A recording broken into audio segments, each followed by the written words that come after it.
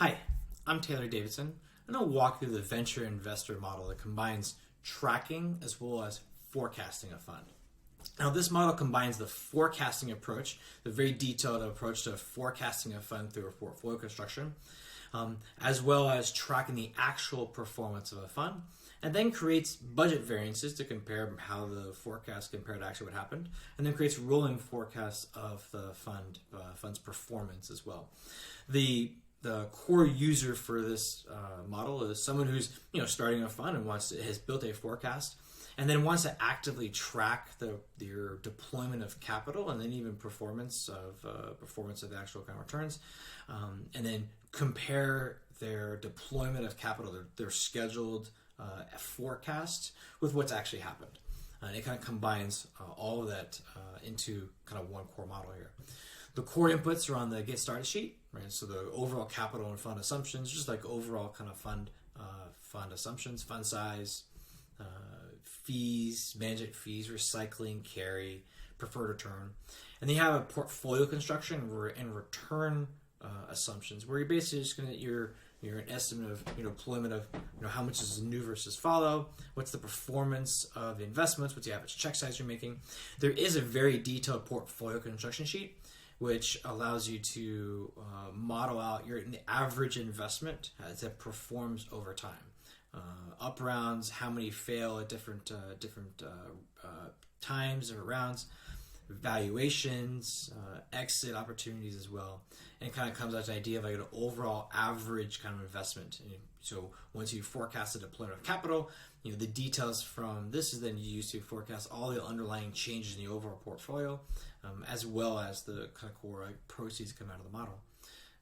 You're free to change the logic for this if you have a different approach in terms of how you want to forecast out the performance of your forecast, your portfolio.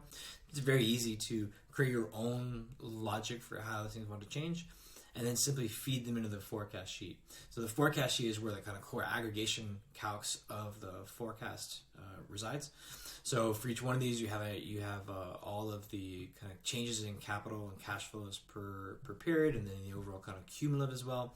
And there's performance metrics, paid in capital, residual value, distributed value, total value, interim IRRs, and a full waterfall for the LP and GP essentially. Now, this is for the forecast. There's a separate input structure for tracking. So the tracking sheet allows you to input for every investment you make, every proceed event, every up or down in market valuation you kind of want to track. Each one of those events is a row, and you can assign a date and a couple of choices for categories to kind of assign them to different areas so you can understand the performance of your portfolio and in a de-averaged way in a couple methods. And so input all of your investments kind of directly in here. And it's actually very common, if you have a spreadsheet of your own that you kind of been tracking investments on, or if you're using an online portfolio performance tool, and most of them create like an output. That's very easy to feed the numbers directly into the sheet. That creates an actuals as well. So you have a forecast and you have an actual sheet, which is exactly the same structure as the forecast. And then you have a forecast and actuals, which combines the two. So for the actuals period, you have actuals coming in. For the forecast period, you have forecasted. And then there's a summary sheet which shows the performance of the actual kind of investments to date, and then an overall financial statements and kind of combine them. And so the core use of this is if you've built like a forecast and then you want to use your actuals and actually follow your performance of your actuals compared to what your thought would be, most commonly around kind of capital deployment and capital reserves. And that's really the core use for this model. And I'm happy to answer your questions anytime. Thanks.